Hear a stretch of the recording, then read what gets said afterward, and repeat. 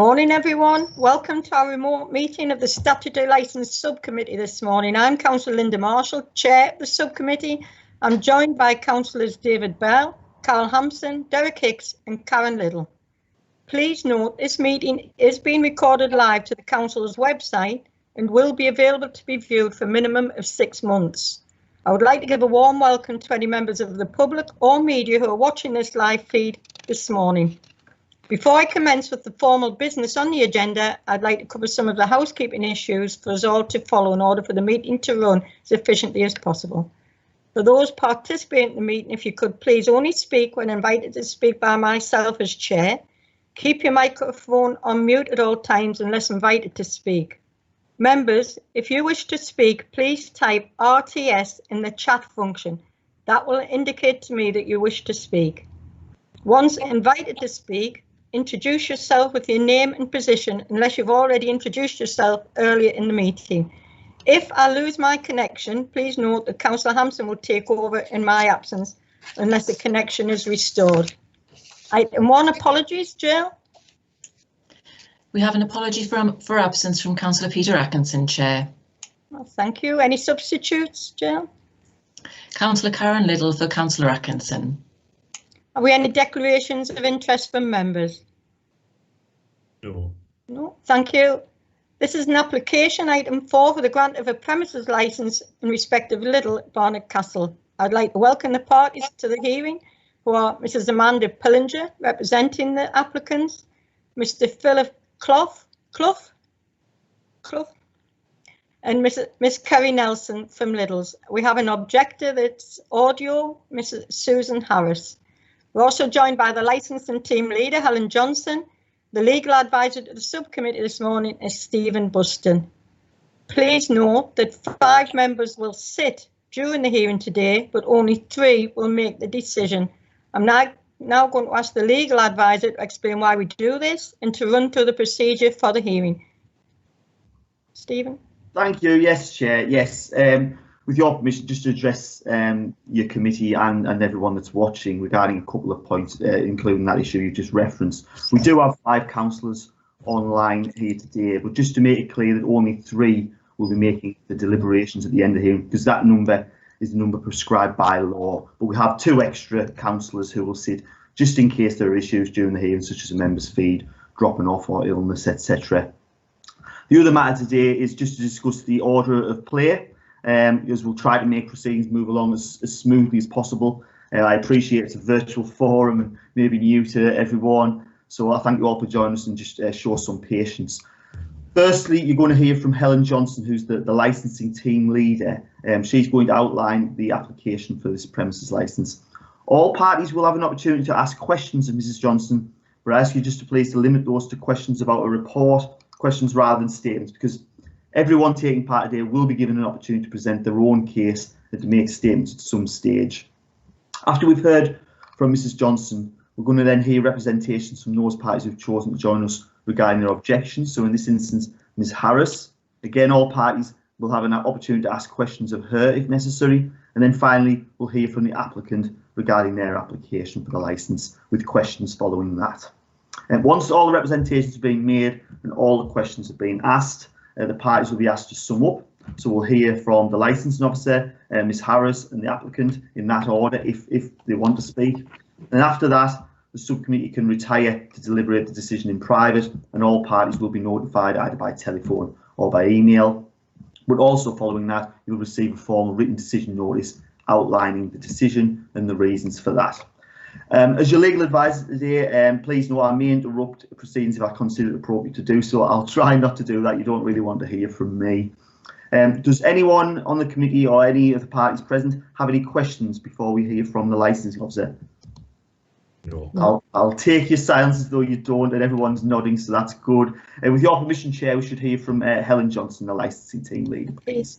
Thank you. Can I ask Helen to give a report, please? Thank you, Chair, and good morning, everybody. So this is an application for the grant of a premises licence for Lidl at Staindrop Road in Barnard Castle. A plan showing the location of the premises is attached at Appendix 2, which is at page 9 of the report. So the Appendix 3 shows pages 11 to 30 where the application was received on the 19th of February.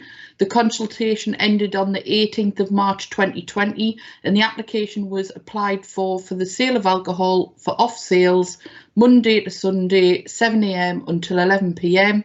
You'll also see at page 27, which outlines what the applicant has proposed to promote the licensing objectives. We received, during the consultation period, we've received one representation from Ms Harris. That's attached as Appendix 4 at page 32.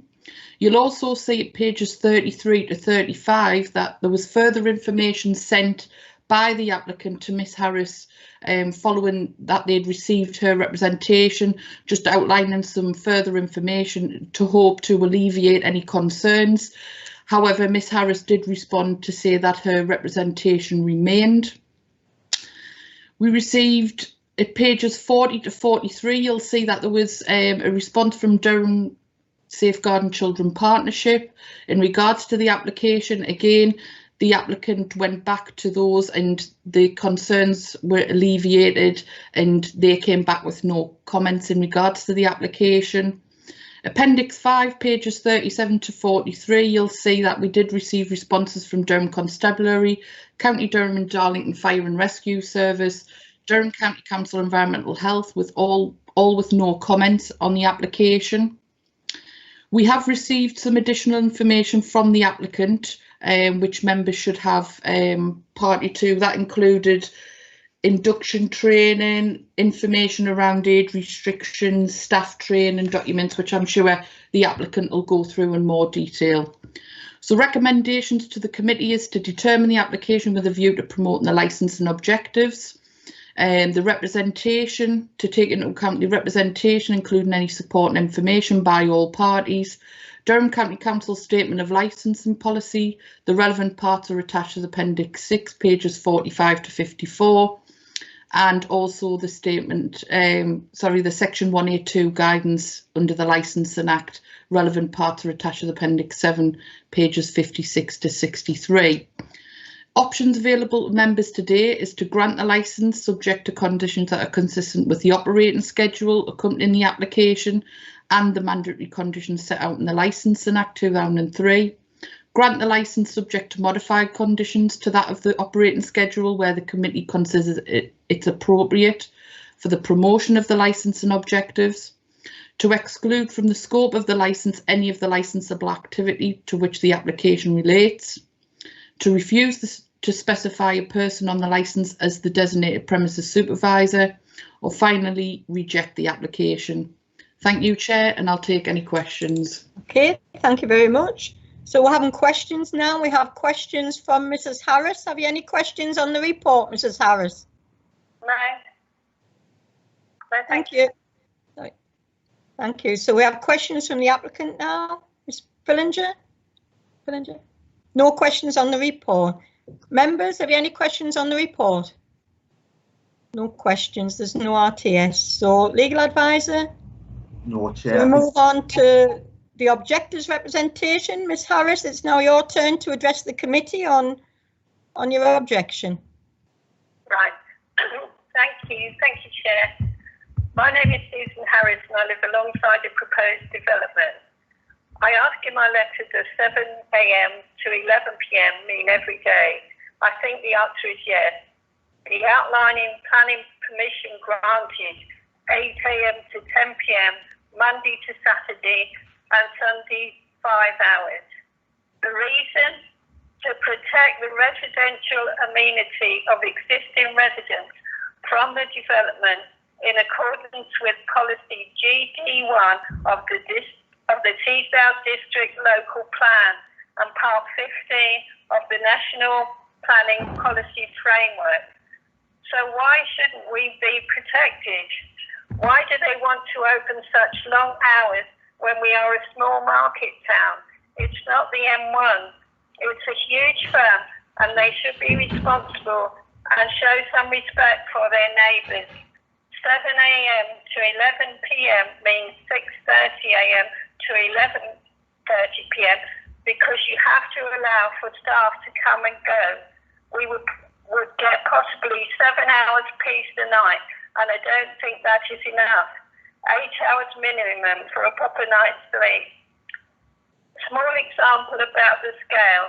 In the words of a man who was with a tractor and digger driver and who was digging holes in the field at the back of us near our fences, and we, the neighbours, were frightened, thinking that development had already started.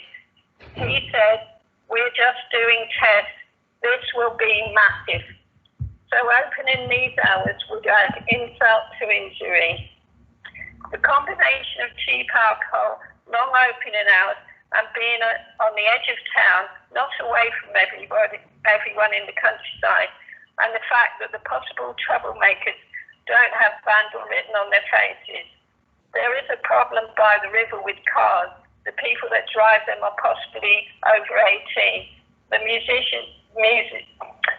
museum grounds were shut because of vandals over the coronavirus crisis.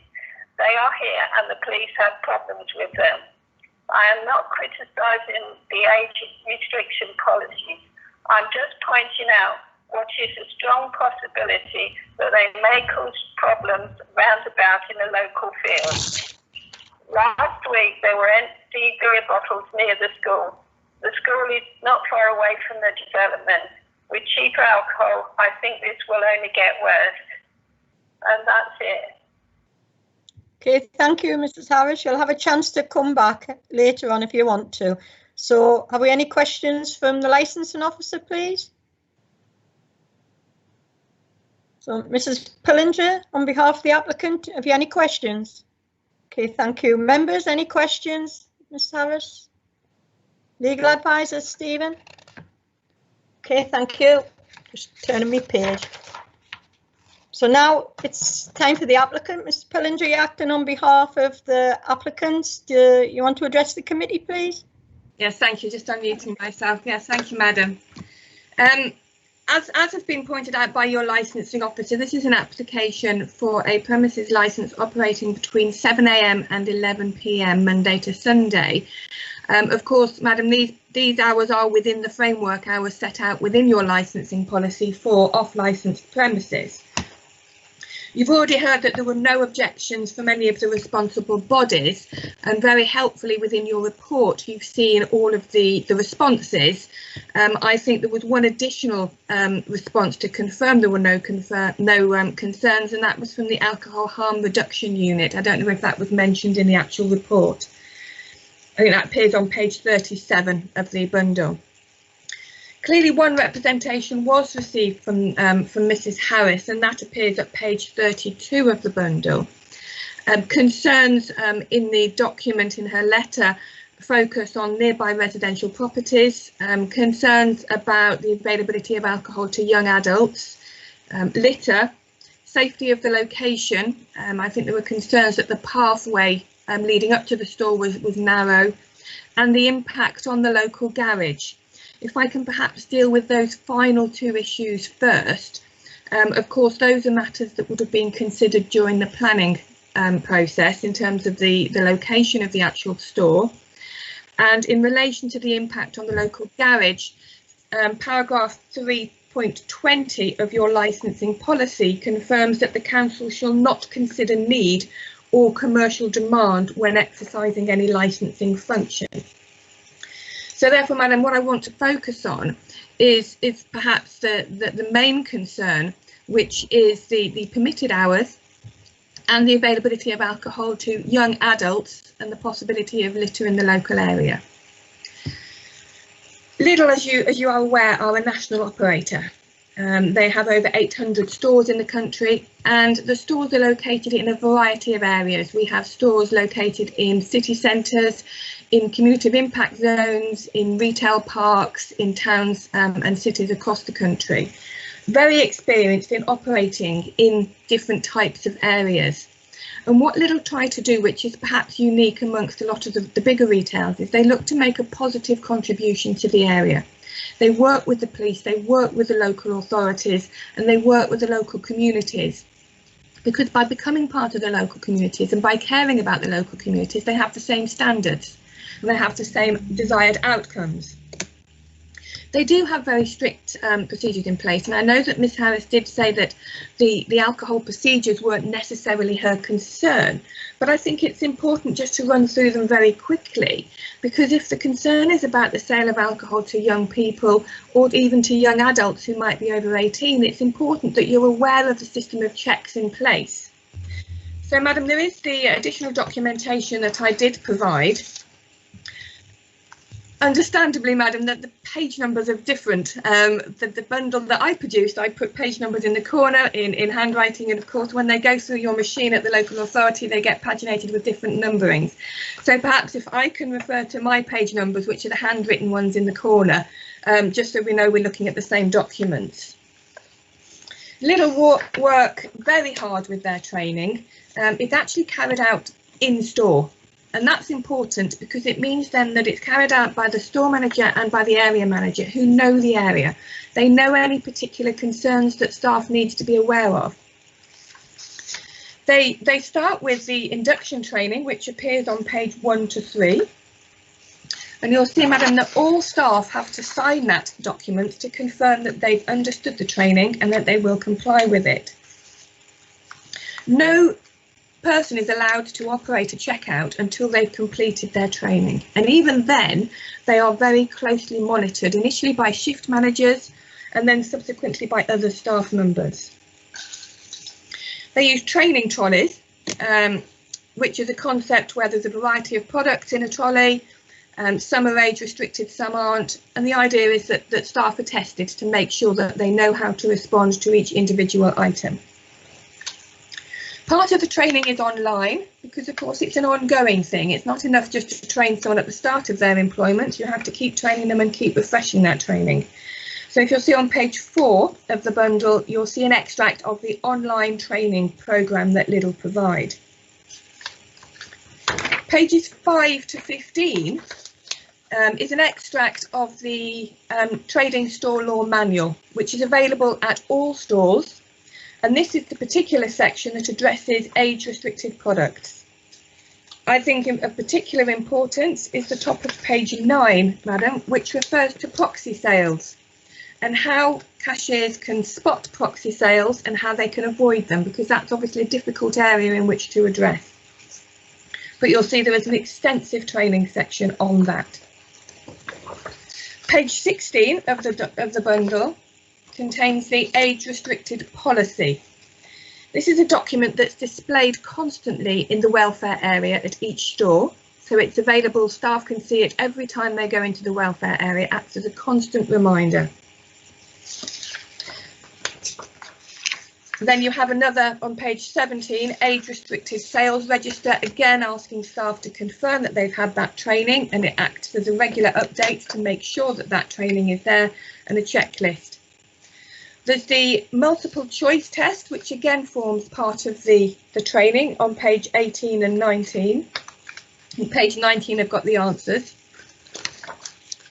And so I'm rushing through this, Madam. I just want to point it out to you, but obviously you'll have time to review it yourself. An interesting document, Madam, is page 20, and that's the store focused information. Each store will have that information available to them. And it basically highlights any particular concerns at the store, any issues, any conditions on the premises licence, any conditions on the planning that the managers and the staff needs to be aware of. And then finally, Madam, if I can refer you to page 26 to 28 of that bundle, that shows the signage that's in place around the entire store. So it's not just staff that are reminded of the law, it's also customers. They're reminded of the Think 25, the Challenge 25 policy that's operated at all Lidl stores. And there's signs, as you can see, located at the entrance where the alcohol is displayed and at the tills.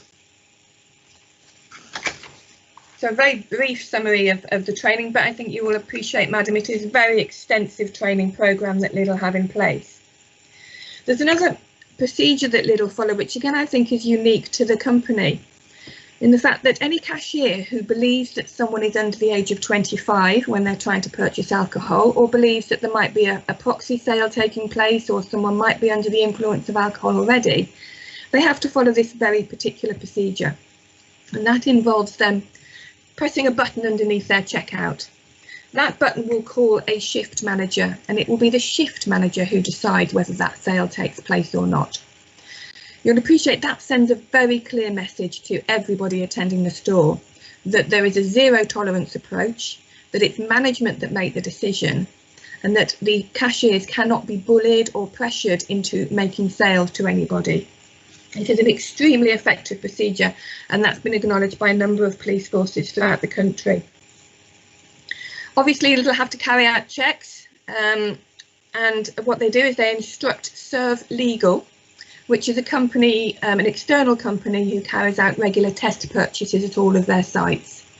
So another system of just making sure that the processes work. The store is itself predominantly a supermarket, and the layout of the store is designed particularly to avoid problems with crime and disorder. As a customer enters the store, they will see the usual variety of products that you see when you enter a supermarket. Alcohol is not displayed near the entrance. The alcohol display is actually the furthest aisle away from the door.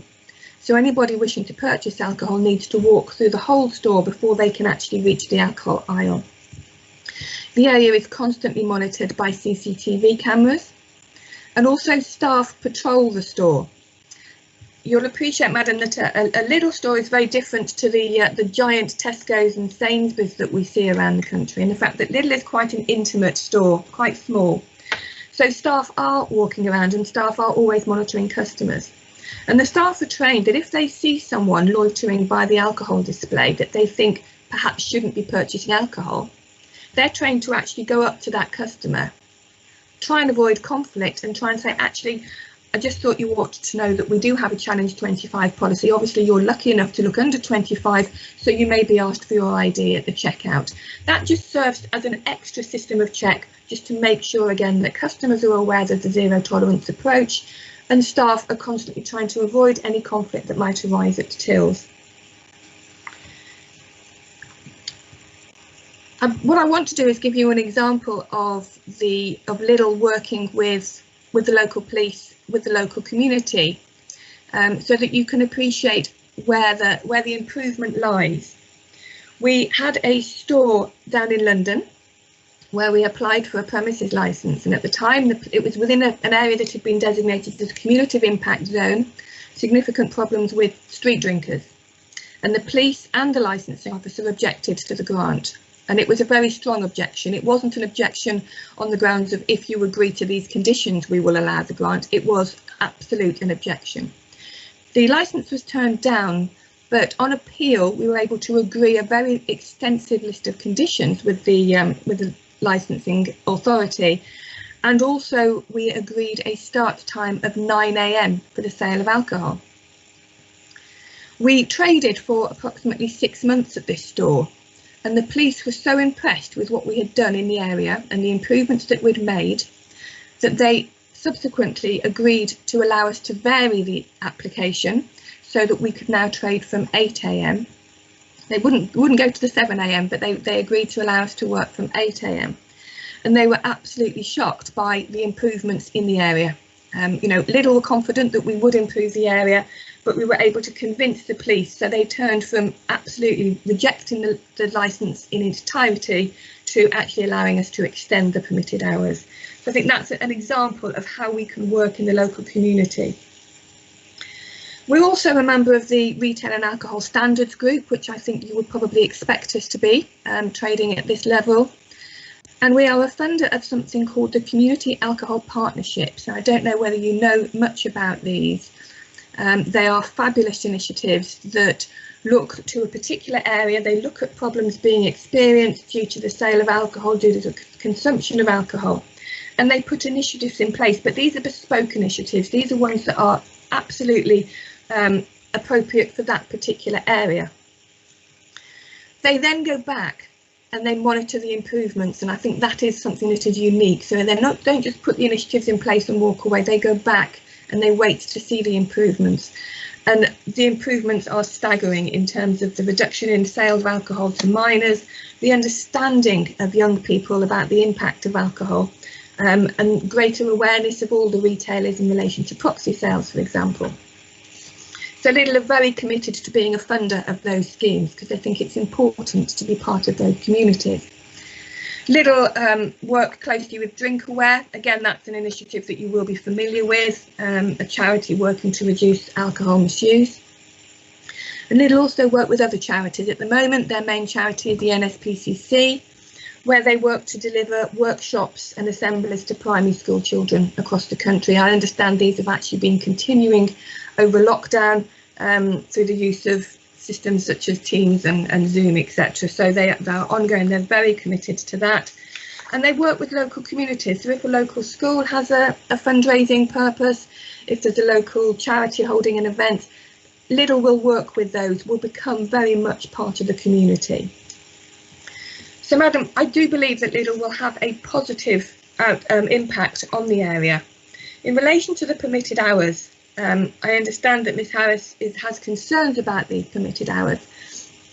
Of course, the guidance from the government and from the policies is that premises, supermarkets in particular, should be allowed to sell alcohol for all hours that they are open. There is somewhat of a chicken and egg scenario with planning and licensing, in the fact that obviously if planning hours are granted first, they may be different to licensing. There is no obligation on a licensing committee to restrict licensing hours merely because the planning hours are different.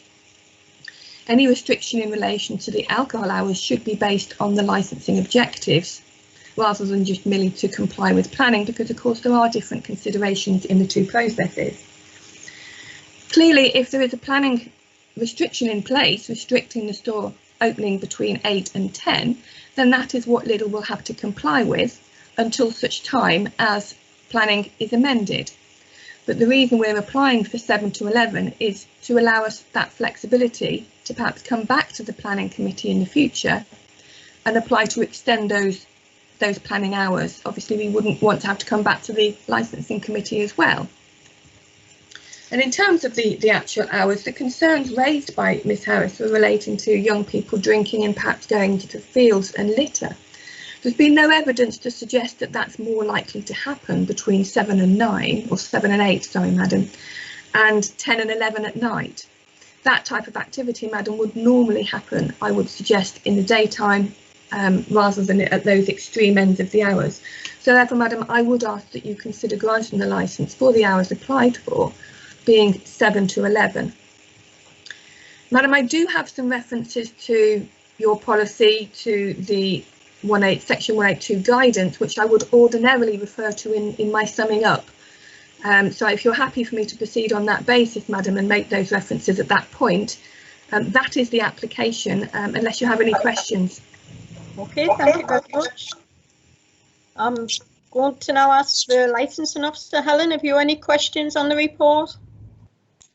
I don't, Chair, no. Okay. Mrs Harris, have you any questions on what you've heard? Sorry, they say they are small, but they will be bigger than the town's Morrisons. Sorry, can you rephrase that as a question, please? We'll have to questions. Well, they say they're like intimate, but they're bigger than Morrisons do. So, you know, it's going to be a big store. Okay, the committee will take that into account. Right. Have you any more questions? No, thank you. Members, have you any questions? Legal officer, anything? Okay, so we're now going to hand over to Stephen for final comments. Chair, I think all parties need to be given a chance to make their summaries final. I don't know whether they need to, but to summarise first, then you'll hear from me at the end, perhaps once they've summarised, if that's okay. Okay, so I'm going to ask, we're going to a final chance now to address the committee. So, licensing officer, have you any final comments? There's none, Chair, just to obviously consider the options that are available to members in regard to this application are outlined in the report. Thank you. Thank you. Ms Harris, have you any final comments to make to the committee? A summary. Yes, even opening 8 to 10 Monday to Saturday and 5 hours on a Sunday is difficult for the neighbours, but 7 AM to 11 PM, well, it's just constant, no rest, no time out, then a possibility of troublemakers. Okay, thank you for those comments. So we're going back to the applicant now, Mrs Pillinger. Any final comments for the committee? Thank you, Madam. As you heard from my submission, we believe that Lidl will make a positive impact to the local community. If any residents have any particular concerns or experience difficulties, the store manager will be available to contact them to discuss them, and that is a process that is in place across many stores. So I can assure Mrs Harris that if she does have any difficulties, then she will have a point of contact that she can discuss those with. In relation to the concerns that she's raised, she's discussed the possibility of issues, the problems with young people drinking in the fields. If I can refer to 3.25 of your policy, while the licensing authority will seek to engage the promotion of the 4 licensing objectives by licensed premises in County Durham, it is acknowledged that conditions can only be imposed that seek to, that seek to manage the behaviour of customers that fall within the control of the licensee. Obviously, Lidl cannot control people once they have left the premises, but I hope you've heard from the system of checks in place that Lidl will make sure that alcohol is always sold responsibly. There is also the issue, Madam, of evidence. There is no evidence to suggest that alcohol should not be sold between the hours of 11 AM and 7 AM and 11 PM. If I can refer you to, in fact, page 7 of your agenda pack, which very usefully refers to the Thwaites case. And the extract says the Thwaites case established that only conditions should be attached to a licence with a view to promoting the licensing objectives, and that real evidence real evidence must be presented to support the reason for imposing these conditions. No evidence has been presented, and importantly, there is no objection from the police or from the alcohol harm unit. And of course, those would be the bodies that would ordinarily have objected if there were concerns about problems with disorder and the sales of alcohol. And in that regard, the government guidance itself at paragraph 2.1 states licensing authorities should look to the police as the main source of advice on crime and disorder. They should also seek to involve the local community safety partnerships. I said, Madam, there is no objection from the police. They are happy with our application. They're happy with our explanations. And therefore, Madam, I would ask that you grant the application with the hours applied for. Of course, Madam, Ms Harris will also have the security of being able to review the licence if problems do occur. And therefore she does have that protection under the Licensing Act as well. Okay, thank you for those comments. So now we'll hand over to Stephen Buston for any final comments.